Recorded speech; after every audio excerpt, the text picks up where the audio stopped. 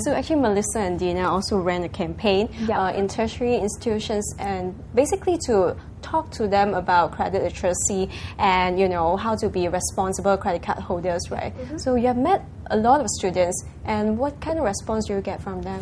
Are they keen to learn about these issues? Basically this campaign is called Generation Clear, and we aim to reach out to students from all the tertiary institutions in Singapore. It's a nationwide campaign to raise the level of knowledge and awareness about credit education amongst youth between the ages of 18 to 25. So the response is very good. We aim to reach 50,000 students, and we've reached over 40,000 in all the tertiary institutions. So we actually visited the polytechnics, the universities, as well as NAFA and LaSalle. And what we did was actually to go down to these schools and present a 15-minute talk on credit education, and to just talk to them about how to be credit smart. Okay, and you have some campaign materials here, right? Yeah, that's right. So can you tell us a little bit more about your campaign objective and the approach that you use? Because I understand it's like you are the ambassadors, right? Yeah. Basically, this campaign has a reach of 50,000. That's our aim, and also the main aim is to increase credit awareness amongst all tertiary institutions, and we went about doing this as we believe in a peer-to-peer approach, in personally going down to interact with the students, albeit through our Generation Clear ambassadors, where they can spread the word for us.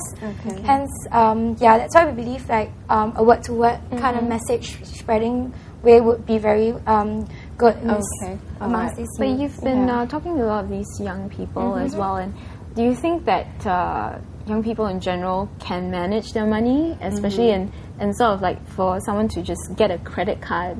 $500 is still quite a fair bit of money for a student. I mean, do you think that most of them are aware of the consequences of sort of just blindly signing to the card? Based on our research that we've done, we found there was actually a severe lack of credit knowledge amongst youths in Singapore within this age group. And I guess probably the reason for that is because 2 years ago, they were not eligible to apply for credit. But with the MS regulation change, youth are now eligible to apply for credit of $500 limit, right? So we feel that it's actually a really timely and relevant campaign to educate these youths on an emphasis to adopt responsible credit management habits at an early age, so that before moving on to larger lines of credit, for example, before they enter into the working world. I suppose you young ladies are only 23 years old, right? We're both 22. 22. Okay, you are both like credit card holders already. We weren't before the campaign, so after the campaign, Okay. So is it easy to curb your urge in spending on items that you don't necessarily need with credit card? Well, I think it's all about planning your budget, and with the City Clear card, which was the Singapore's first credit card launched to target tertiary students with a $500 credit limit, we actually found it quite useful because we know at the back of our minds that this $500 credit limit, and this is the bill that we have to pay each month. So we do plan our budget, and of course coming up with some credit tips for the campaign, such as being on time and paying your bills, being realistic, to bear the end in mind, and be safe, not sorry. Just to show you, we actually have these credit tips on our campaign postcards, and it's written behind. Actually, the credit diet. The credit diet tips for a healthy pocket. It's actually 4 very simple lifestyle tips that we came up with, such as like be on time. I mean, you can apply this to your daily life, and by doing this, it actually helps them to remember it and also to apply it more easily. So it's very much credit management, I believe, is very much on the onus of each credit user. And so by spreading the message and by raising this awareness, that people would be able to manage their credit better. So the responsibility actually lies in everyone. Actually, before college students are allowed to have their own credit cards, in the past, if they were to spend on credit, they would be holding the supplementary cards given by their parents, right? Is it possible that they can also run into problems of overspending?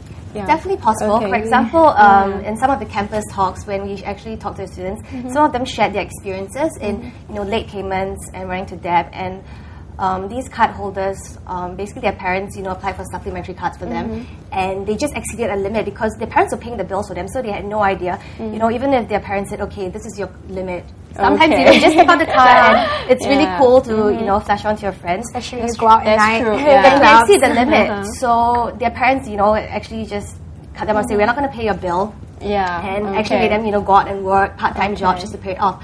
But I believe that with credit cards with a $500 credit limit, you're in control of your own finances, and there's an emphasis on maintaining a discipline each month to plan your budget.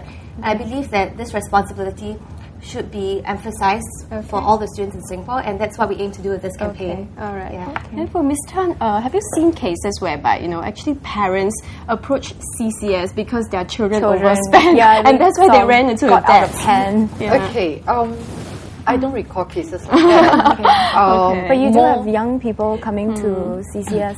Our young people are all working people. Okay, They are working above adults. 31. They are the one who applied the cards themselves and get into trouble themselves. Okay. Yeah. Our clientels are working people, not still schooling people. Okay. Yeah. All right. Okay. But I also wanted to ask, because part of your campaign, you're also promoting that City Clear card as well. But in that sense, is it sometimes better not to even have the card at all?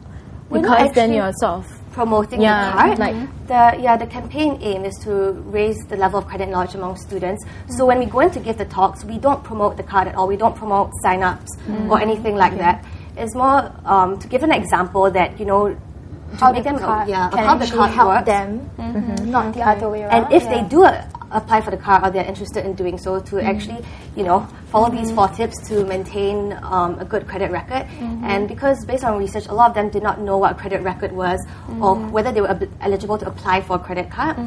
So we actually explained to them, you know, interest charges, late payment fees. And all this the was terms the and conditions that you should know. Yeah. Well, we also have some statistics from the Credit Bureau of Singapore on the profiles of people who tend to default on their credit card payments. So according to CBS, the percentage of consumers who missed at least one payment on their credit cards climbed from 1.45% last September to 1.67% last December. And consumers aged between 30 and 34 years old exhibited a higher propensity to miss their credit card payments compared to everyone else. Yes. Population. So last December, 21.2% of consumers in that age group had an account that was 30 or more days overdue, and those aged between 35 and 39 were next with 20.75% of these cardholders going delinquent. Okay, so yeah, and it also showed that That's right, male yeah. consumers tend to miss their payments more so than Yeah. females, which is quite surprising to me because you know, I thought it would be like the women who like splurge on their shopping all the time. They're always facials, going you know. shopping, but Yeah, it turns that's out to be true. males. Yeah, probably because they spend on cars, like what Ms. Tan said. No, don't get me wrong. I mean, of course, there are ladies who drive cars too, but it's just that it seems like there is more towards the younger men. For ladies, let's put it this way: it seems like the men will spend on big items. Right. Yeah. Okay, the ladies will spend on the more so-called smaller items, not as big as tens of thousands of dollars, Okay. but perhaps a few hundred, a few thousands. thousands, Holidays, you know, perhaps beauty. Yeah. You know, beauty That's true. packages, you know, branded goods. Yeah, You know, we are guilty of it, Yeah. right? Yeah. So And the little small things all add up things, too. yes. You don't have to say spend a few $100s every time to get into debt. You know, it's just little things. You know, you just go, oh, it's so cute. It's only $19.90. You know, I can pay. You know, but a $19.90 here, $25 there. It adds to a few $100s still. That's true. And compared to the men, you know, they just spend a $500 handphone. You know, but the ladies will add little things that add up to $500. Okay. You know, you still get into trouble. No, I suppose basically when you talk about credit is that always remember, you know, it's you're using people's money.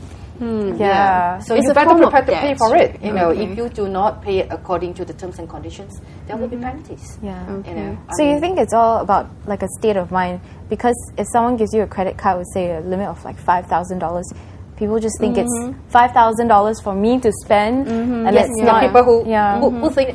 You see, the thing is that sometimes, okay, some people, you know, they draw, perhaps they bring, let's say, 3,000, okay, but they treat credit facility as a supplementary income.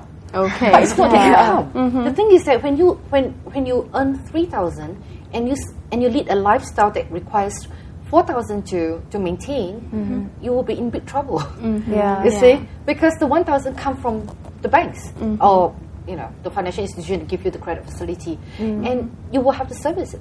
Okay. Okay, but for someone who earns perhaps take home 1,500 but spend 1,500, he will not have a credit problem in that sense, generally speaking. Okay. I mean, in short, it's not how much you earn, it's how much we spend. Okay. So we always have to realize that credit card is a form of borrowing. Yeah, it's a form of it's debt. not your from money to day spend. one. Yes. Yeah, that's It's right. not our money. Okay. So we were talking about credit literacy, and when we come back, we are going to show you a mini test that we did on the ground. Yes, Pokwan did the That's credit right. literacy test. So we'll find out more about how much our general population know about credit literacy later. See you in a bit.